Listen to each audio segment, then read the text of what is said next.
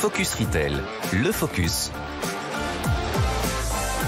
Et le focus avec notre expert Jean-Marc Ménien, directeur général Altavia à Schopperman. Alors dans notre caddie cette semaine, El Jefe, c'est le chef. Le chef, c'est le client qui est au centre du modèle de Mercadona, est devenu maître de l'art en matière de relations clients, Jean-Marc. Oui, tout à fait. On l'a vu avec Dominique Schelcher tout à l'heure.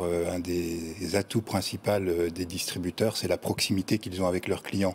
On avait déjà un peu parlé de Mercadona il y a quelques temps sur le côté effectivement très inclusif pour leurs collaborateurs notamment, puisque leurs collaborateurs ont pour obligation contractuelle, mais visiblement ils le font avec grand plaisir, de passer du temps avec leurs clients, y compris chez eux.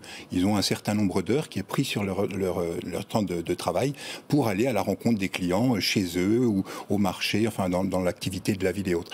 Mais là, il était passé à une autre dimension en créant également des ateliers en fond de magasin. Alors les ateliers, c'était on en profitait de la proximité pour inviter des clients, les collaborateurs et puis imaginer ensemble ce que pouvait être le produit à venir. C'est-à-dire, c'est un moment où les clients annonçaient aussi leur frustration. J'aimerais bien trouver des pois chiches, comme disait peut-être Dominique tout à l'heure.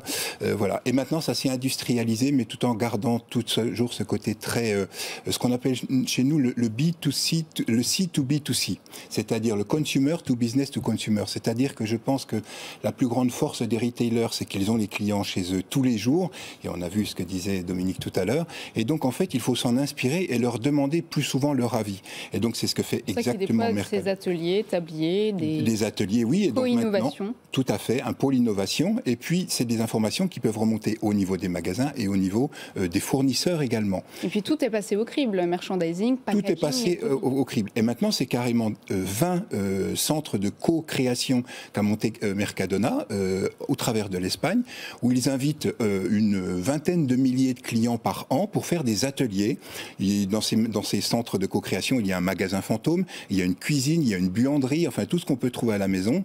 Et dans une journée de participation mutuelle à des activités, les gens s'expriment sur les produits. Et c'est vraiment le critère d'innovation et d'amélioration des performances de Mercadona depuis des années et des années. Et je pense que compte tenu des circonstances actuelles, avec un commerce qui veut se réinventer, des fois on peut s'inspirer aussi de recettes assez simples de ce type. Voilà, une proximité client qui fait le succès de l'entreprise Mercadona qui réalise donc un chiffre d'affaires de 26,9 milliards d'euros en 2020. Dans un instant, la start-up, on va parler de Retail Tech.